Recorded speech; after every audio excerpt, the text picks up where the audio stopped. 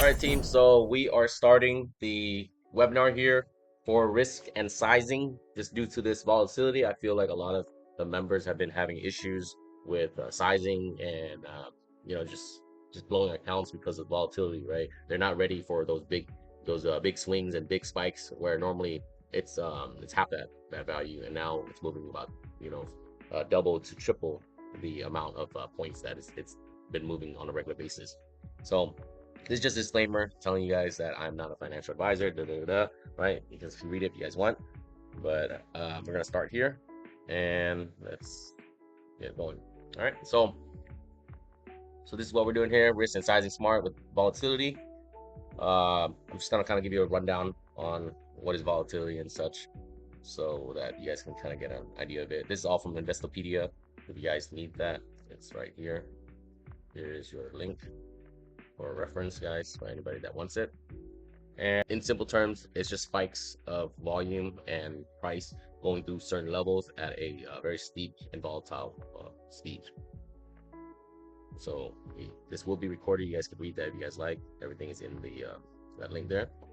So a lot of you guys don't know, but you can actually there's something called the VIX, and this is what measures it's considered the fear index, and it measures the volatility, right? So the VIX here, if anybody's interested, I used to watch the VIX, but I now watch Dixie.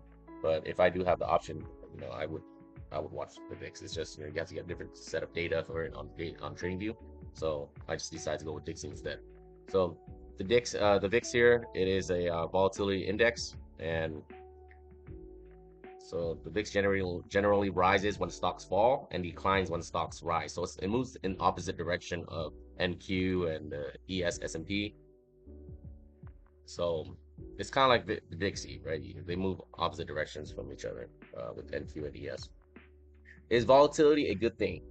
So whether the volatility is good or bad, it depends on what kind of trader you are and what your risk appetite is, right? So for long-term investors, volatility can spell trouble. Day traders and option traders, volatility often equals trading opportunities. So you guys trade options, you guys, volatility is a good thing for options, right? Because if you're on the right side, those premium contract spikes, you're getting paid very well. And me personally, I like volatility, right? As day traders, we like volatility. Otherwise, you're gonna be sitting there, watching the market for hours and the price doesn't move. So that's the reason why I think I'm doing so well in this market also, right? While everyone's doing bad, I'm doing well. I'm doing very well because there's movement. And I like to trade my style, I like to trade fast, right? I like to be in the market, get my money, and get out. I don't want to sit there for hours. I don't know what kind of traders you guys want to be. If you guys like sitting in the charts for 2 to 3 hours waiting for your trade to play out. But me personally, as you know, my style, 10, 15, 30 minutes in the market actively, and I'm done for the day. Right. So that's the type of trader I am, right? So I don't like to, your style and your edge and your strategy needs to match up with the way you want to trade, right? So some of the common mistakes here that the traders do is during the volatility, they proceed to trade the same size, and they overtrade, right? And they do impulse trading. So and they do boredom trading, right? And these are the things that will, get you blown accounts because impulse trading also, especially, is very dangerous in a volatile market.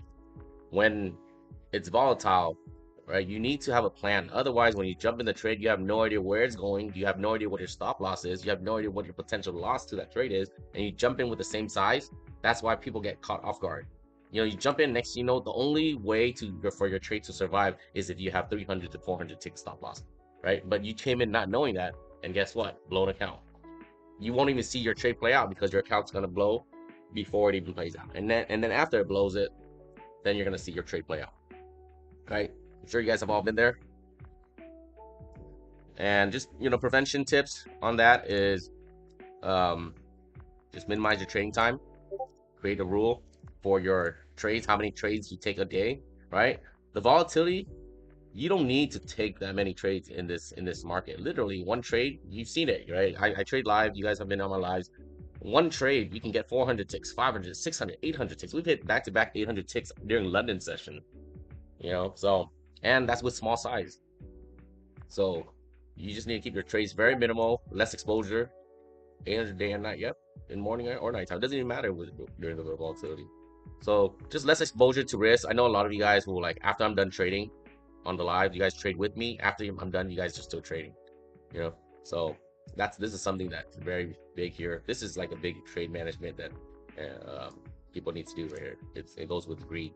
One of the hardest things to stop is greed. Yeah, and then size down, guys. I've been emphasizing on sizing down, but somehow nobody still listens. Um, you know, I myself have sized down, but everyone else still stays the same. Even watching me size down, they choose to trade with the same size, and and that's why their results are different than mine, right? Even though you guys take my trades, some of you guys, I think one of the members was saying that on Friday, right? I took a couple losses, but in the end, a couple two of my wins over, basically from red became green from two of my last trade, which they were larger trades, right? There were larger ticks, larger profits, and the problem with that member was that he said that his account hit a daily loss limit, right? So because his size obviously was not as low as it should be during the volatility, so he hit his daily loss limit and got locked out of his account before he got to the trade that was a winner. Right, so that's just one of the example of sizing matters. And then your exit strategy. A lot of you guys keep trading on the day. You guys don't know when to stop. You don't know. You don't set a rule for yourself when to stop. So these are just the tips of, um, you know. And then we'll get into the charts right after this. But this is just kind of giving you guys a rundown of some examples here. Emotion management. A lot of you guys right here need help here. This is probably what you guys look like. Sometimes when you trade, I'm 100% sure you guys are banging on the desk sometimes.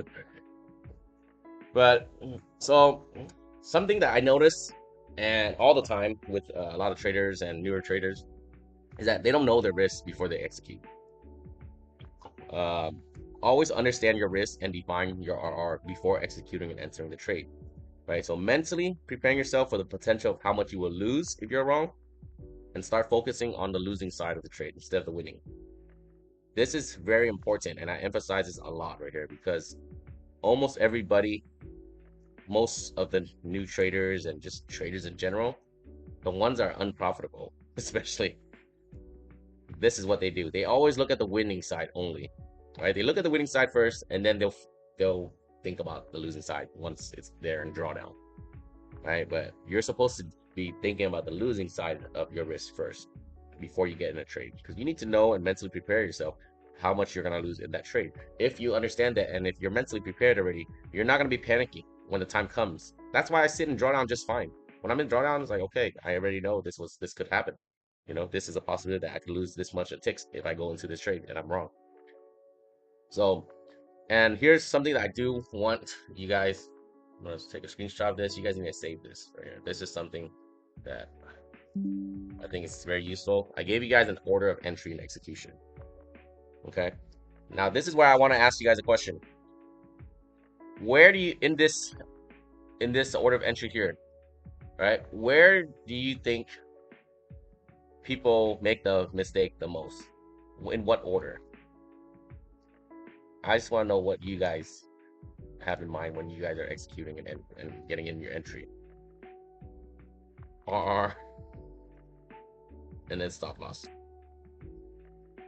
So that's what a lot of people do right here. I typed out. This is the orders that they take.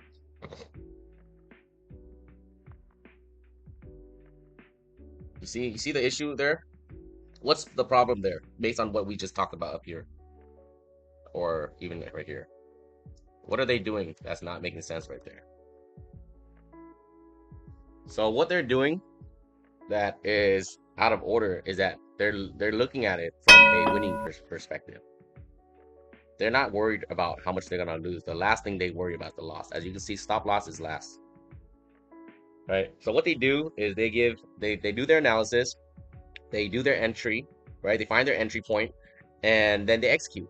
Once they execute, they look at, all right, where's my take profit level now?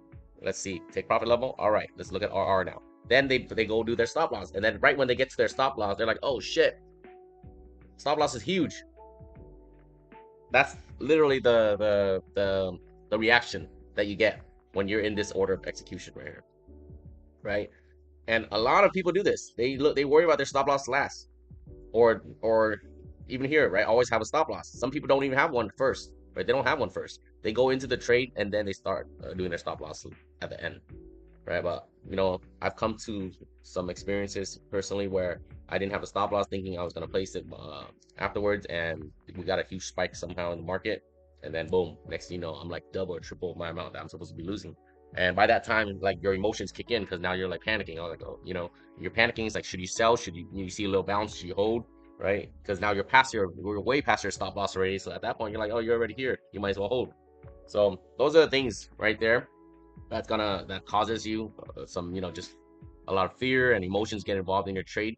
And I personally went through it. That was my experience, and I think it's happened to me twice. And after that, I've always had a bracket. I made it a habit to always have a bracket after that. Yep. I'm telling you, there's times where you think you can handle it, but your emotions kick in and you don't even respect a stop loss anymore because you never had one. So then you just wing it from there. Yep, your hope comes in. But this is the right order that you should be doing, guys. That's why I want to I sent you guys that photo. Save that, and use that as like as a guide to your entry, right? You need to mark this off before you enter, and then it becomes a habit where you're gonna do this all the time. That's the reason why you guys see me draw out my little box first, right? And on the live, before I take an entry, I always have a box ready. I have the RR box just on the side right there, just ready, so that when I do take a trade, if I do take a trade, I know where my risk is already, right? So I don't just hop in and then start drawing the box. I already know what my risk is coming into it. So what I do is I do analysis, and you can see this too. Actually, when you guys are on my signals, my signal tab, you guys can see the way I type out the levels, the way I tell you guys how to enter, and it's in this order, right? So it's basically I get an analysis, then I think about my risk to reward, I figure that part out, then I look for my entry, right? After I look for my entry, I look for my stop loss right away, right? Before this is before I execute, you see? So this is happening all within my planning right now. Entry level, and then now stop loss level. Now I know how big my stop loss is and how big my risk is, right? So now I'm mentally preparing myself how much you will lose if you are wrong, right? So after you get your stop loss level, then you look at your take profit levels. Now you look at, okay, where's your trim level? Where's your full TP, right? If everything makes sense from all here, you now execute, right? And then always have a bracket, always have a stop loss. And then here is some examples here of how to position your size during this market volatility, right? So we're just going to use NASDAQ. Well, in this case, these numbers are from MNQ, so micros. But so first you got to make some adjustments to your trading size. So you got to position sizing needs to be adjusted to accommodate for the increased volatility and just steep movements through price. An example here is in normal market conditions, price normally moves about 25 to 50 points, right? Which is about 100 to 200 ticks in a matter of minutes, okay? Minutes. In a volatile market, price now moves 50 to 100 points, which is double the amount already. And it's 200 to, which is 200, 400 ticks in a matter of seconds. So it moves at a faster speed and at a larger range of points, but also the speed of it, right? This less points, longer time. This is more points, less time, right? So that's how volatile markets work. And you've seen it. We were in pre-market a couple times. Price is moving like 100 points in a matter of seconds. 100 points is 400 ticks, guys. It's no joke. That's 200%. So I didn't tell you. It's true. Yeah. So right now, currently, this is what traders are doing, guys. This is what you guys are probably doing in the current market condition. You guys are trading exactly the way that you were trading 3 weeks ago, 4 weeks ago, before volatility was there, right? So you guys are basically in normal conditions. You guys are trading, let's say, for example, four micros, and if you lose your trade 200 ticks, you're losing 100% of that four micros, right? Which comes out to a loss, right? 100. So 200 ticks loss is a $400 loss on 4 micros, right? Now, when the market becomes volatile and you're trading the same exact size with 4 micros, but the thing is, the market doesn't move 200 ticks anymore. It now moves 400 ticks. You're now losing $800, double the amount in the same exact trade that you normally would have taken. Does that make sense? All right, so let's move on to what you guys should be doing. Here's where the advice of what you should be doing with size, right? So when you're losing in a normal market at 4 micros, it's two with 200 ticks loss, you're losing $400, right? Which is 100%, which is the same thing here. Normal conditions, right? That's what you should be doing. But now here, in a volatile market, you decrease your size to half because price has doubled. The price action has doubled and the volatility has doubled in the amount of movements it makes. You've got to size down half, right, to accommodate and adjust for that volatility. When you do this, your stop loss is now at 400 ticks, which is because the market used to move 200 ticks. It now moves 400 ticks. You have to accommodate for that. So now you're able to lose 400 ticks in the volatility market, but you're still losing $400. But that's 200%. You're losing the same amount right here in a normal market and a volatile market. Right? You guys following along? Any questions? Feel free to ask. Right? And same thing comes to the winning side of things, right? But you see, I'm always looking at losing first. You see, I always put losing first. Losing, stop loss, always losing side comes first before I look at the winning side. So when it comes to the winning side, same exact thing, right? On a normal market, 4 micros, that at 200 ticks is $400. That's 100% gains, right? We hit it all the time. This is a normal thing, normal situation. But in a volatile market, 400 ticks is also very normal. Very normal. You've seen it, right? 400 ticks, boom, just like that. You can literally see it within a 5-minute candle. Back and forth, 500 ticks. So in a volatile market, you reduce your size down to 2 micros, right? And you're winning at 400 ticks equals the same amount as what you were in the volatile market.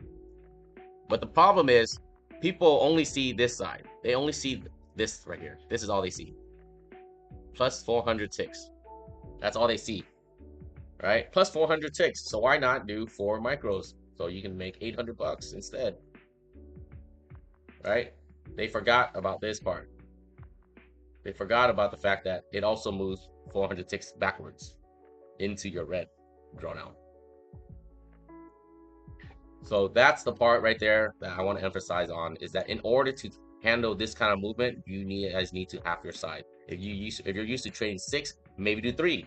I personally would do 2, right? Because the movements in the volatile market, 400 ticks comes so quick, so easy, within a 5-minute candle. But yet people, are still stuck in the mindset of the fact that 400 ticks is hard to achieve in a normal market. But we're not in a normal market. We're in a volatile market. So with the volatile market, it doesn't move 200 ticks anymore. 200 ticks was a month ago. We're now moving at 400 ticks per minute. So that's where a lot of traders don't think about. Their size is based off their wins only. They don't think about their losses. And that's why everything here, I want to shift your mindset to this order of entry. Look at losses first. See, everything is always losing first, guys. As a trader, it's not about the wins. You're basically essentially a risk manager, right? If you can preserve your account will eventually get there if you look at it from a losing side, right? Just manage your risk, manage your losses, and those wins will eventually add up. If you have a good RR, those wins will overrun the losses. That's the reason why risk to reward, right? You don't even need to have 50%. You can be 40%, even 30%. You're still profitable. Why is that, right? But everyone's so fixated on win rate.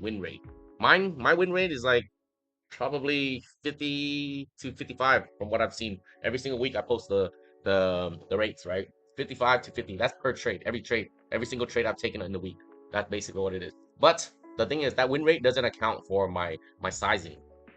You see, a lot of my losses are actually half the size of my wins. So, and then when I wins, I actually have a full size position in there.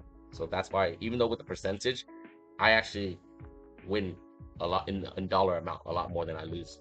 But if you're looking at it from a tick perspective, like tick for tick, then that's the percentage, about 50 to 55%. Well, you've seen it. You guys have seen it. It's 50 to 55%. Yeah.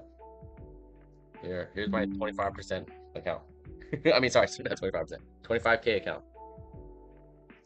See, so it's the percentage comes a little different. Because the way I calculate is based off per trade. But that's a 25K account, guys. So are we going to when you add in this market? Yeah, we can do that. But I don't think there's any difference in this market when you add. It's just all about trade management. You do it the same exact way you do it when you're trading in a regular market. What is this? Oh wow. AI AI sent the right event. Anyways, so right here we're gonna go to trade management, guys. This is also the part where a lot of people, the misconception of trading a volatile market, right? And they think that you guys think that you guys can size up and take advantage of this volatility. So the problem here is live trading versus prop trading, which is like live cash capital, right? Your own personal capital, your own personal account. Your trading style. Why? No, my trading style actually is great for a small size. But I think it just honestly it's any size. It doesn't really matter. I don't think it comes down to how my trading style is. I can trade in any size account. The style I trade is the same exact way. Yeah, it versus for a 25K versus a 150K versus a 50K. It doesn't change. Um, so this is the area here, live trading versus prop trading, guys. So the difference between in this volatility is people think they can size up and get huge gains, right? But here's the thing, that's only for live traders. Live traders, you can capitalize on large swings and large moves because the balance is static, right? It doesn't have a drawdown. There's no trailing drawdown. There's no consistency, right? Now, prop trading, there's limitations. There's trailing drawdowns, which is gonna get you, right? Like if you're with, let's say for instance, Apex, you go up. If you don't protect your trade, comes back, you blow your account before you even get to your TP, and that's even if you're green in the trade, right? So Apex would not survive it. Now, other prop firms, they have max daily loss limit, right? So, which I said, I gave the example earlier. One of the members, they hit the max daily loss limit because their size was not small. Their size was a little bit too large, and they hit the daily loss limit before we got to our winning trade, right? And then now profit consistency limit. Like a lot of them have 20% or 40%. So even if you can take a trade with a larger size and you hit that target, sorry, not you hit the target, and you as price is going to that target, you're gonna have to stop your trade before it even gets to the target because of the profit consistency rule. So you're not able to maximize on the move to your TP level like a live trading account can. And my plan is to build a buffer and increase your drawdown. Just gotta be careful building your first pillow. Yep. So that's why, guys. You guys see my 25K account right there with FFN? I haven't withdrawn from it once. I have not withdrawn once from it because I chose to build that account to show you guys what the power of a 25K can look like. Right? This 25K account has $38,000 in there right now, guys. From 25K, it's at 38,000. This is stronger than your 150K account. So I just want to, show you guys that it's possible trading with small size. You just have to build that part up. Another example that I want to give also is that some of you guys think that some of you guys think you guys are trading prop firms and that like every time you pass an eval, you get to the funded stage and you blow your account, for example, and you think in your head somewhere that if you can do this and you made $3,000 in eval, pass it, you could have made that $3,000 in your live personal cash account, and you could have had $3,000 of real money, right? But the problem is, did you pass your eval in one try, or how many times did you blow it before you passed it? See, again, people don't think about their losing side. They don't think about the times they've lost for that one time they passed. Was it a one-shot pass? How many times did it take for them to pass? Right? Now, if they were to do the same exact thing inside their live cash account of, let's say, $2,000, your sizing would be different than what you would be trading on the eval.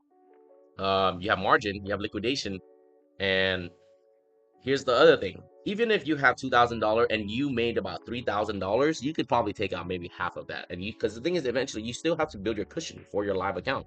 So in the time that you're building a live cushion account, it's the same amount of time as what you're doing in the eval stage. People don't know, but it's the same thing. You don't go into an account with $2,000, make $2,000, and pull out that $2,000.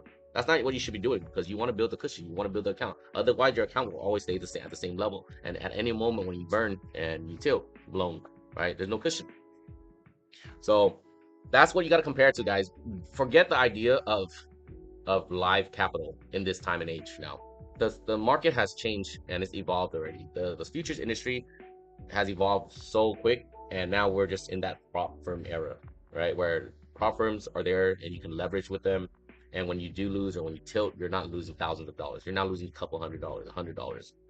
It used to be the other way. I trade live. I started with my live capital. I've lost money, and I know. And then even now, when I think about it, it's like it doesn't even make sense to trade live anymore because now you can literally leverage way more with um with prop firm, right? You can, instead of scaling up on size, guys, you now scale up on accounts. That's the difference between live and prop. You don't scale size, you scale accounts. You just add more accounts. When you get paid out, get more accounts. Get paid out, get more accounts. Just keep adding. That's how you add more to your profits. Yeah. So personally, if you think about it, you get a live account, you put $2,000 in it, let's say, because that's an okay amount to start off with the micros. But you put it in $2,000, even if you make money, right? How much are you gonna make in that account? Like realistically, a good growth is probably about $100, $200 a day on that $2,000 account. $300 if you're more aggressive, maybe $500, but that's really aggressive, right? But here's the thing: you're only making $200, $300, right? Versus if you were to be using capital from prop firms, you can, let's say, 5 accounts, right? $200 times five, you now made $1,000. The only thing about it is that instead of getting that instant money, you're trading it for time, right? It takes you time to get to that evaluation pass, and so you're trading that. You're trading the money for the time, which I think now is probably more worth it because you have to think about it when you lose. How bad is it when you lose, right? You have to protect yourself from that tilt moment. When you lose, you're gonna lose $2,000 of your live cash account because you're not gonna stop until it blows, right? So, and versus when you're in a prop, 5 accounts is, I don't know, maybe $80, $90 per, right? You're losing $500 if you were to lose all 5 accounts, right? Instead of $2,000, you lose $500. You see, so you gotta think about it in that risk management side of things. You see how you gotta start shifting your focus on the losing side. Everything is lose, lose, lose. Think about your losses and don't even worry about your wins. It'll somehow figure itself out as long as you manage your losses. Do you recommend trying to grow one funded account at a time or copy trading a few times? So I think that it depends, right? If you are a patient trader and you don't go and tilt like crazy, I think you can probably stack a couple. But if you're an aggressive trader, stacking accounts and copy trading, that can lead to some disaster. Because when you blow all of them, and then when you reset, you got to reset all of them, right? So that money stacks up, man. That money stacks up. I trade on TradingView and then Ninja FFN is on Ninja. So I use my TradingView with my live account, and then I connect it from TradingView also in my Ninja. So then my master is my live, and then it copies that to the FFN that's connected to the Ninja. All right, let's get into the market now.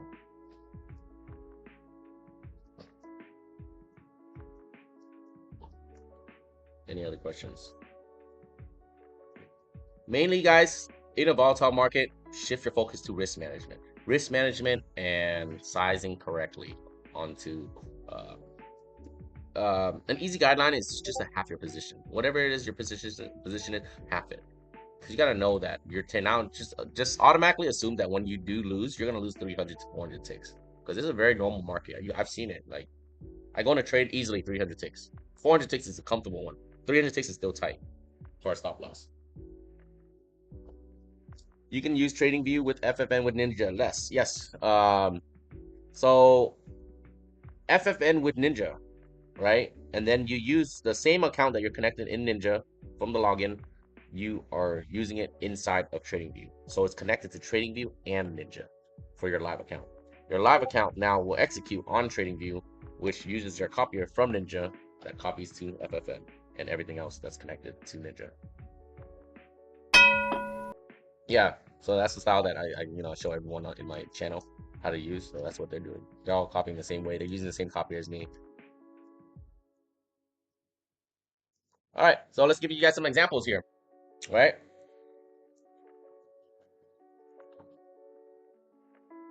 Uh, let's see. For example, let's just use maybe this wick here. Let's measure it real quick. We're gonna measure this candle. See, this candle's 1,000 ticks, right? Right at the open. Pretty big. But today, it actually doesn't look that volatile anymore. The candle's actually kind of normalized, you see? Right? Today, maybe because the news already released, right? And then, yeah, today looks okay. The movements actually look normal again. Every 5 minute candle is about 100 to 150 ticks, which is very normal. Right? Normally they're like 200 ticks at least. When a 5 minute candle is about 200 ticks, that I would consider that's more volatile than normal. So one of the habits I've come into doing, guys, is measuring, right? Understand the volatility. So a lot of times before the market opens, I like to measure like a 5 minute candle. That's a good way to do it. Because sometimes, let me show you guys what your charts look like. It looks like this, right? You open the chart and it looks like this. It looks harmless, right? It looks very short. All the candles look short, you know. It doesn't look very long, right? So then you enter a trade. You enter, let's say, a long right here, thinking it's nothing, right? It looks harmless. It looks harmless right here, right? But then comes out to see that it's a 200 tick stop loss, right? Even though it looks like this. It looks so short. So right now it's not that volatile, so 200 ticks isn't that bad. But in the New York session, you do this over here and it looks like this. And then next thing you know, it's a 400 tick stop loss or 500 tick. I've seen it. I literally go into the market. I'm like, wow, it looks so small, but it's a 500 tick stop loss. Like looking like this, right? Looking so normal. Looking like a regular candle formation, regular candle size, but the amount of ticks is 500 ticks. You know, and when I see that, how am I gonna take that trade, right? After I see that that's 500 ticks, what do? Right now, I'm more defensive. Now I'm like, okay, I know that's volatile, right? So we need to size down, and we need to get a good entry. We need to make sure our entry's like, maybe like right here or something like that, right? Reduce our risk down a little bit, right? So see, that's the first tip I would say coming into the market. Keep an eye on the size of the candle. Use the measuring, whatever it is. If you don't got the measuring tool, then just look at the points, right? Look at the high and low of the points. Right here is the wick, 0.44. Right here is 0.85, right? It's about 45, 50 points, right? So that's about 200 ticks. So the candles are about 200 ticks, which is okay, right? But when you see a candle like this one right here, you see, doesn't look that strong, right? You see how this candle doesn't look that crazy, but here it is, 1,000 ticks in a 5 minute candle, you know. So these are the precautions you gotta take coming into the market. Don't be just coming in there and just hopping in with an impulse trade. That's how you get clapped. All right. So we're gonna use this area here for example.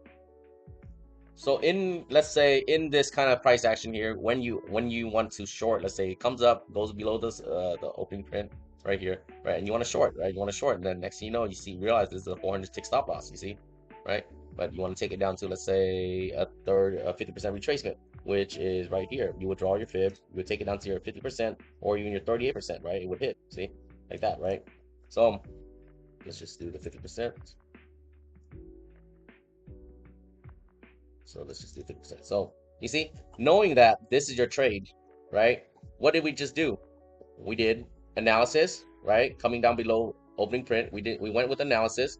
Let me give you guys this part. So what we did was we went with our analysis, our order of entry. We looked at our risk to reward, right? Now we know our entry should be somewhere right here in this area, right? Our stop loss is gonna be up here above here, knowing that it's 390 ticks, right? Stop loss.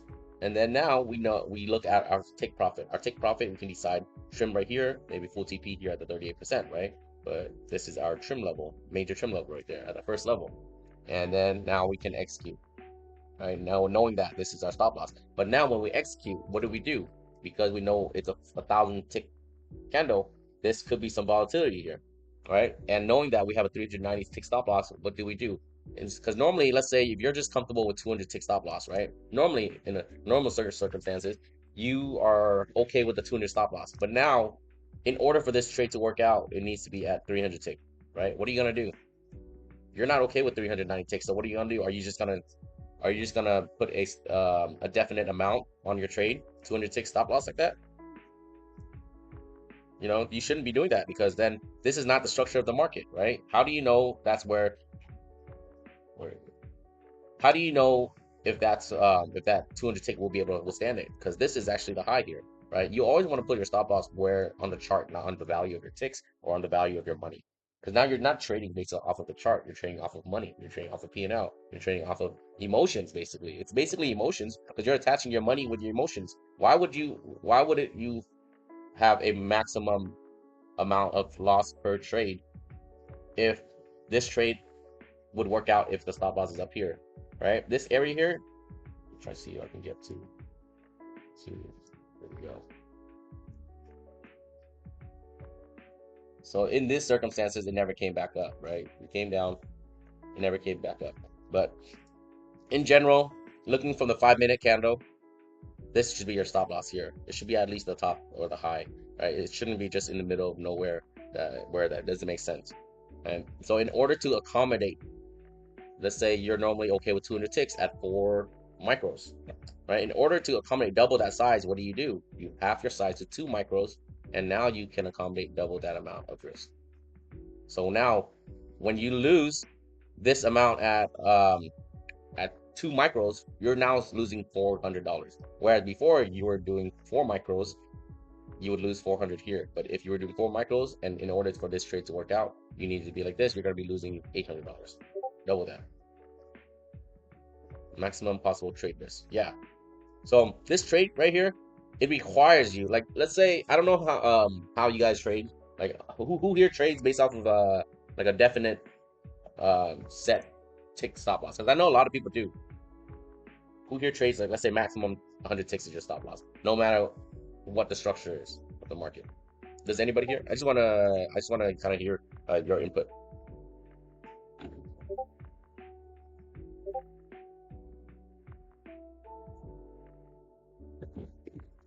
Okay, you do. Okay, so you guys understand the concept, right? I use about 60 ticks. So your maximum 60 tick. Okay, so there is a V Roshan here is one of those traders that has a defined stop loss ticks. So not until where I set up my stop loss TP and stop loss. Yeah. So what do you do, V Roshan, in this situation when knowing that your stop loss is double the amount that you're comfortable with? What do you do in this situation? Just want to hear your input on it since you do that.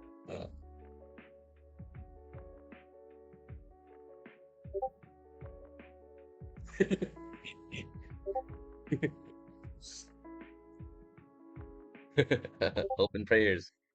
Pray and spray, right? What do you call it? Spray and pray. Spray and pray. That's what you call it.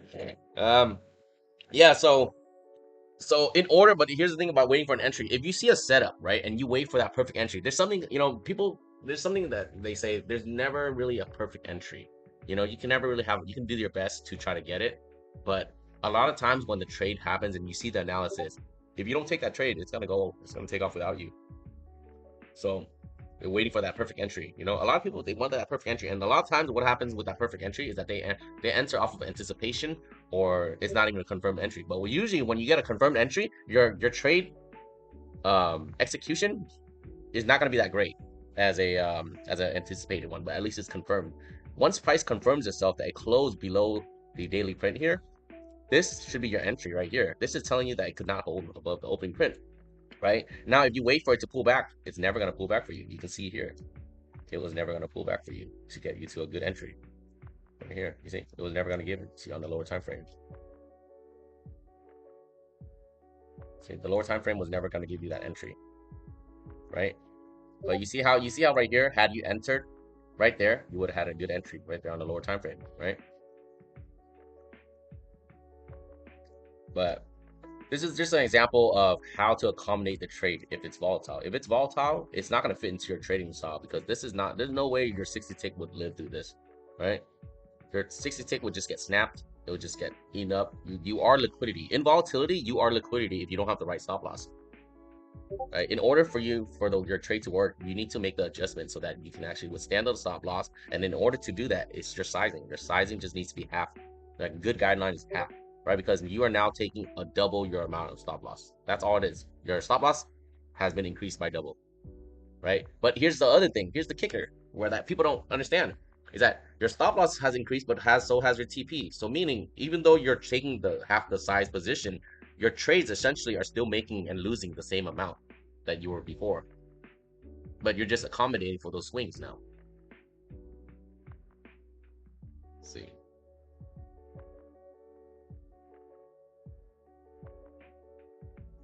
if I look at more now, yeah. So that's mainly, I would say, what you have to do during the volatility. It's mainly sizing, and that's why I emphasize it every single morning. I go into the trading live. I go into the live trading. I emphasize on, okay, guys, it's volatile. Just know that I'm sizing down, and that we're taking 300, 400 take stop loss. I prepare you guys very well for it because that's what I do for myself. So I'm telling you guys, but you guys are still doing the same size. Some of you guys are still doing NQs. Some of you guys are still doing minis.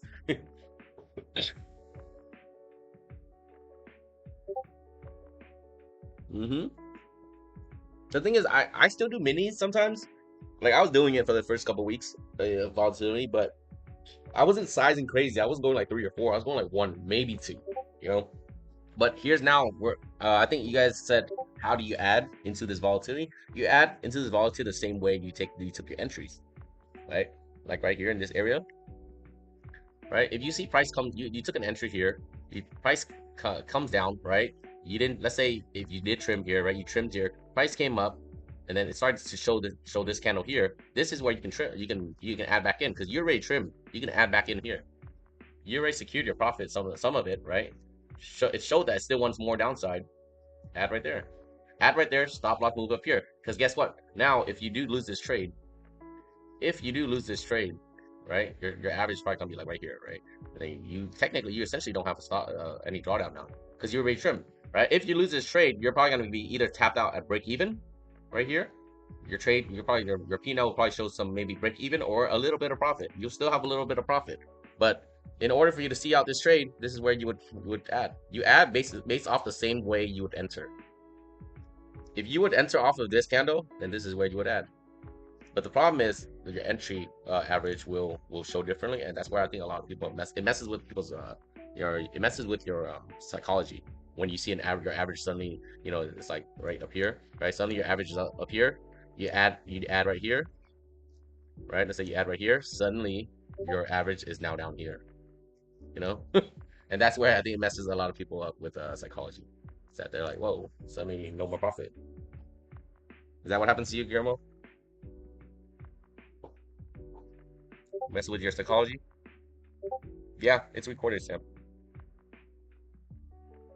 Yeah, and then also now so that's how you would add in this volatile market, how you would risk manage is the same way you would risk manage anything. Like if you guys watch I have a video on risk management and trade management. If that's exactly how you would manage your trade. In that video, I explained to you guys how we can do a 5 minute candle close, a, 1 minute candle close, or a 15-second trail, right? Depending how you want to trail. So if you watch that video, you'll know what I'm talking about. But I'm gonna refer you to that because that's gonna be more in depth, right? But that I would say in this volatile market, I like to trail at 15 seconds. The 15-second stop. This is the 15-second chart, right? The moment it starts showing some type of structure like this right here, this is where my stop loss would be, right? Let's say, like I would like put the stop loss here. Let's say, for example, right? Let's say we're going. Let's say, for example, let's look at this. How do I make this bigger? How do I make this bigger? Chart right here. Okay, there we go. Yeah. Okay. So this is a 15-second chart, guys. I have a little small, as you can see, right? It's very small on my left side. That's how I look. You guys see on my live too. That's how I put it. All right. So let's just say, for example, we entered off of oh, we entered off of here. I'm gonna give you guys how I trail. You guys see this live too. It happens live, so it's very nice that it happens live, and then I can show you guys while we're in the trade. It moves at a very fast pace, but you guys see that in real live action. I can tell you guys this all the time, and it's the structure is already built, so it's completely different than when it's involved live. Like you can see, I'm like talking like an auction, one of those auction guys, right? Like, all right, move stop loss here, stop loss here, stop loss here, like break even. You know what I mean? Like my mind is just running with the market. It's running fast, right? So we got to make those decisions fast, and it becomes a habit where you know exactly where to place stop loss as the price is moving, just looking at the structure of candle. And within a 15-second candle, they structure it very fast, like the way it forms, right? So you can see here we took an entry. We took an entry. The moment this candle over here push, you can put your stop loss at break even. You see, just by looking at how this structure looks right here. Look, you can see sellers are pushing down. Sellers are pushing down with some volume right here. You see the volume right here. Look, sellers push down, right? You know that sellers are there. So if price was to actually go like this, and then it pops up again, then you just gotta accept it, right? But at least you're out of break even or something at that point, right? So let's just say as price is coming down, price is shooting down, right? And then you get this kind of maybe you get this kind of momentum right here, right? Momentum comes here, buyers come in, buyers push, sellers push it down a little bit. You see this little wick right here, stop loss right there, right? You see that stop loss right underneath that area because this is where the last point of where sellers were seen. Sellers were seen here creating this wick right here, right? That's where you would put your stop loss. You see, and right then and there, your stop loss would have been taken, and you would have trailed it. You would have gave back 126 tick. You see, look, it doesn't even look big, but it's still 126 ticks right here that you gave back, right? So that's how you would trail on a. So in this volatile market, I like to trail 15 seconds because just how much you can get back, right? That's why I always say when I'm in the live and I'm on the trade, I tell you guys can trail if you guys want, but I don't want to be giving back 300 ticks. You know, like it doesn't feel good giving back 300 ticks. And the thing is, in this market, you've seen it. 300 ticks, what it does, bounces 300 ticks, and then what does it do? Come down. Look, this is probably 300 ticks right here. See, 437 ticks before it recovered. Right? You can see here, this bounce alone is already 300 ticks. You see, so that's where, you know, that's where I said if it depends on the type of trader you are. Are you the type of trader that hangs out and just kind of let the trade, uh, let the trade reverse on you, or are you the type of trader that likes to secure your profit before giving back? Always recalculate your risk, right? At this point, let's just say, for example, once we get down to this area, right? Once you move your stop loss here, if your stop loss is tolerance is about 200 ticks, you should not be giving back more than 200 ticks, right? Does that make sense? If your stop loss tolerance is, let's say, right here, for example, like V Roshan, your stop loss is, let's just say 60 ticks, right? I'm gonna use you as an example. If your stop loss is at 60 ticks and you're trailing a trade, your stop loss on that trail should not be more than 60 ticks. Does that make sense, guys? With that example, let's say if this was their trade, right? Let's say 200 ticks on a normal basis, right? On a normal basis, it's 200 ticks, right? And then let's say once we trail it here, right? Once we trail it here, and our TP is here, let's just say our next TP is here. This has to still make sense, right? Once we trail here, this still has to make sense. Once we trail it here, our stop loss should not pass 200 ticks because let's say, for example, your risk tolerance is 200 ticks maximum stop loss, right?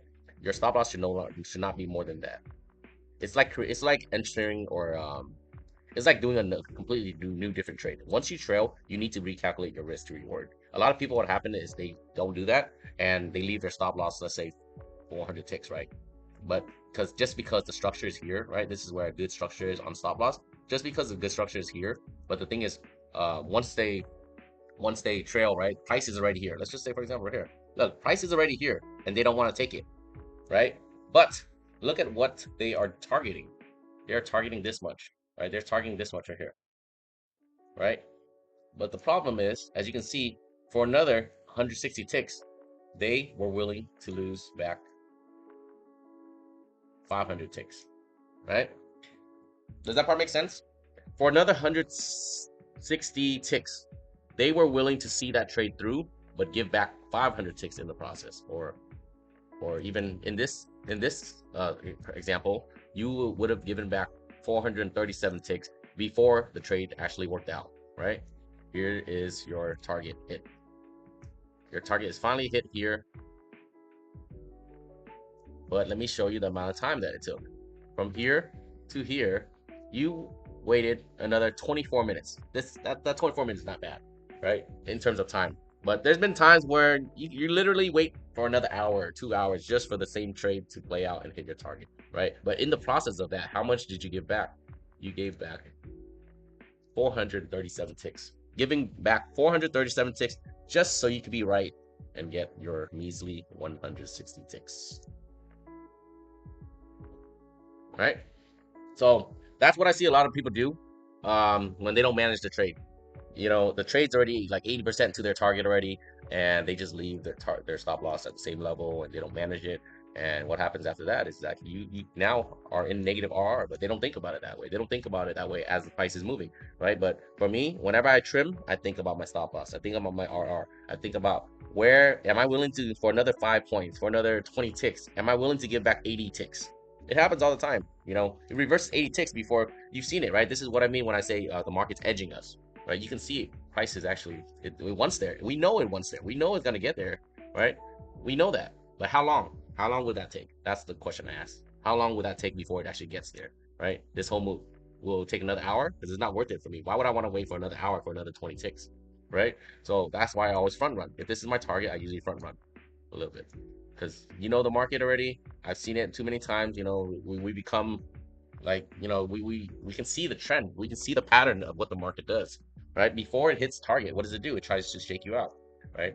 Every time before it hits the final target, it edges it right there, and then it reverse hard too, right? Because what does it do when it reverse? It hits your stop loss. You see, it hits your trail. It hits your trail, give you a little bit less money, and then it moves on back down. Eventually gets it. But because it already took out a good amount of people here, right? It now has liquidity to pay everyone here, the patient ones, right?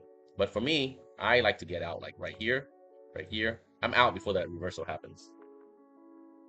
I was up 9 and came right back to stop and just to go back. Exactly, Sam. So this is guys, this is what I actually teach in the one-on-one right here, right? The whole leveling system, it revolves around the whole edging of the market, the way the market edges you.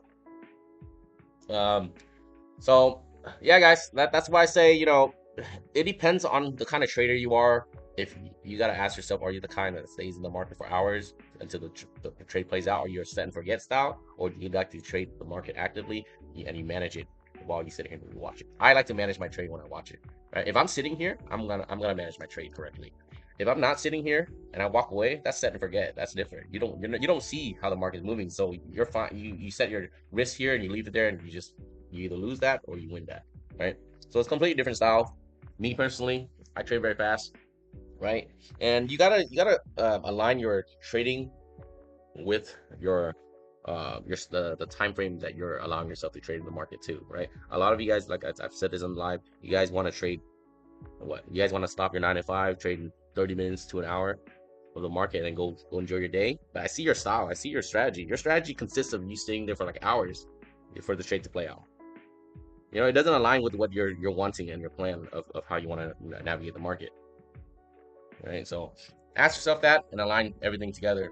It comes in the package, and that's where your edge comes in, right? Is when you align everything, package up neatly into your own style, and that is now your edge. And yeah, so and this is why a lot of people have different styles, right? Different styles, the way it works for different people, different strokes, different folks. Um, what I do see is people when they take someone else's style and they expect it to work for themselves. That's why I see it doesn't work because different lifestyle, different personality, different patience level, different uh, risk tolerance, right? So yeah, you guys have any questions so far? Any questions so far? Would you guys have anything that you guys want to go over? Do you guys have any examples that you want me to show you in terms of risk management, sizing? I think a lot of people have that issue with the order of their entry and execution, and I think starting off there is a very good start to managing your emotion because you now can shift your focus to losing and being prepared to lose. One of the biggest things is that when people come into a trade and then they suddenly lose too much, that's what shocks them, and that's because they don't know their risk before they go into the trade. So working on that order of entry and just getting used to that order of entry is gonna, I think, become a big improvement in your trading. Because so many, I can tell by who also, just by the way you guys like talk or type and text and message, I can tell who thinks a certain way. You know, because the order of your entry and the way you're executing, I can tell that you're not looking at stop loss and things like that. You know, we're in the profession of seeing patterns and trends, guys, and that also translates to humans, right? I can read trends and patterns in humans, in characteristics. I like your idea about size down in volatile market and target more ticks. Yep, because the thing is, you have to understand, right? This is let me bring this up again. This area here is where people don't understand right here. Right here, this one. In a normal market, it moves 100 to 200 ticks. But now we're not in the normal market. It moves 200 to 400. That the normal now is 200 to 400. It is no longer 200 to 100 to 200. So if you're gonna try to accommodate this in your stop loss, you're gonna lose. You are liquidity. You are the money that they're taking from you to pay someone else.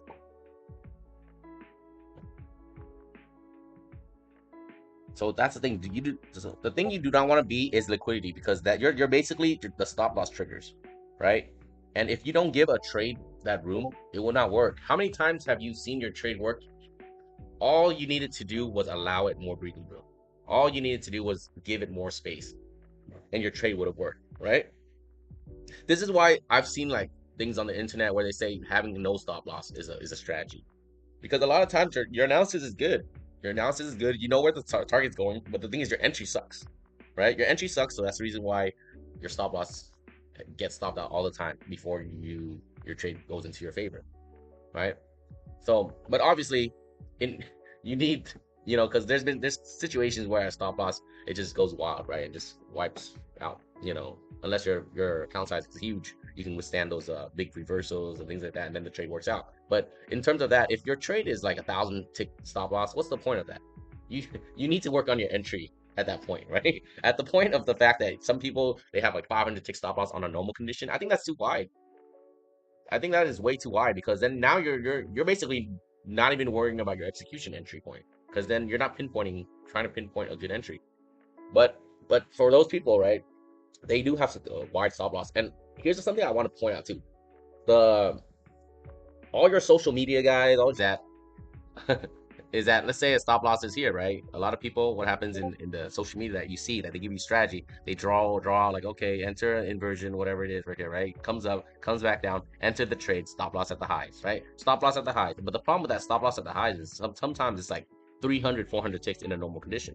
So when the stop loss is that high, people don't understand that it's a 300 tick stop loss, 400 tick stop loss. It's very wide. But where a lot of people, especially newer traders, they're not used to that. They're thinking in their mind like, oh, tight stop loss, tight stop loss. Everything's like 80 ticks, 100 ticks, right? But in a normal circumstances, in order for your trade to work out, you need to give it that structure, whatever it may be. It may be 200, maybe 300, maybe 500 tick stop loss. But in order for the trade to work, whatever time frame that you're on, it needs that stop loss wherever the structure is. And then, so what I was saying was that a lot of people, what happen is they're like, oh wow, 200 tick stop loss, no, my account can't handle it. My account can only handle whatever loss, right? X amount of loss. So what they do is they now tighten their stop loss so that your account can accommodate it. But yet this is not the trade that will work out, because people go like this, right? And then it goes like this, and then it drops. But by that time you're already stopped out.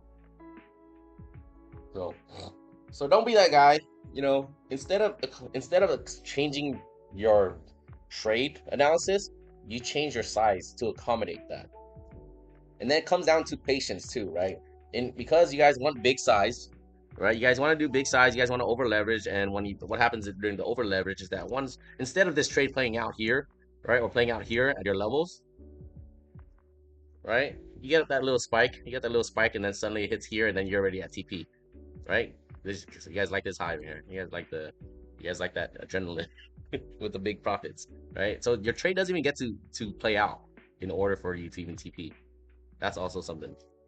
The trade doesn't even get to that first level of TP yet your target's already hit, or whatever it is that your amount that you need to make already hit, because you guys are over leverage.